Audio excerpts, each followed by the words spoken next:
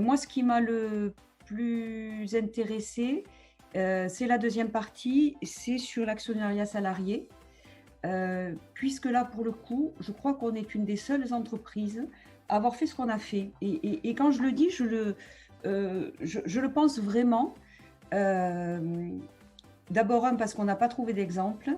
On a beaucoup cherché.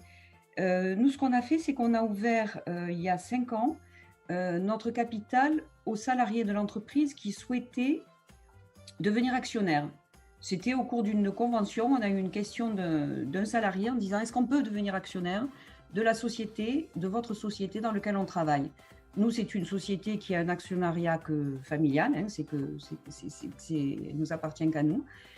Donc la décision était possible d'être prise et Didier l'a pris. Et si je dis que c'est pas si fréquent, c'est parce que quand on a voulu trouver un modèle, ça a été assez compliqué. Et c'est pour ça que moi, quand un moment on nous demande si on veut partager, je veux bien partager avec les gens de l'APM qui l'ont fait. La valeur de l'action nominale en 2005, quand on a commencé, était à 200 euros. Et elle est aujourd'hui à 300 ou 400 euros. Je vais refaire la valorisation de cette année. Chaque année, nous échangeons des actions. Donc, c'est hyper compliqué, en fait. C'est hyper compliqué.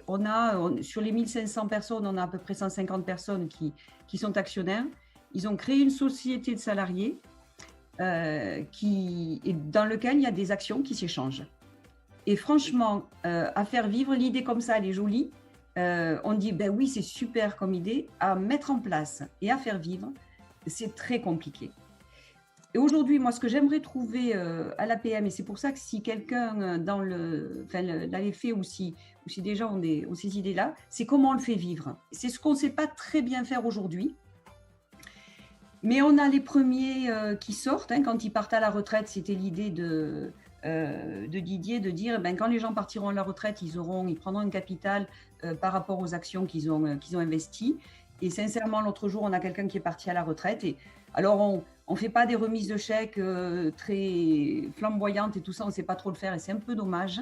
La personne qui lui a remis le chèque m'a dit, mais vous auriez vu comment elle était heureuse. Enfin, c'était important parce qu'on ne prend pas de frais de gestion, on n'a rien. C'est vraiment l'enrichissement de la valeur de l'action qui fait que ces économies ont été enrichies. Ce n'était pas que pour les cadres. Et ça a été vraiment le truc fondamental. Il a dit, je veux que les ouvriers puissent avoir des actions. Et moi, les gens dont je te parle tout à l'heure, qui ont pris le chèque, c'était une secrétaire. Et croyez-moi que l'année dernière, quand on était à cette époque l'année dernière, nous, on avait quand même toutes nos sociétés qui étaient fermées pendant 2 mois, et on me demandait la valeur des actions. Et là, franchement, je disais, écoutez, c'est pas le moment d'acheter, quoi. Quelque part, j'ai eu tort, parce qu'ils auraient dû encore acheter l'année dernière. Et là, je me suis vraiment posé la question, dans quoi on amenait les gens. Et j'en discutais avec certaines personnes qui ont encore investi cette année, qui m'ont dit, mais non, mais on continue, on vous suit. Il y a un tel niveau de confiance là, dans l'entreprise dans laquelle ils travaillent. Franchement, c'est chouette. C'est chouette.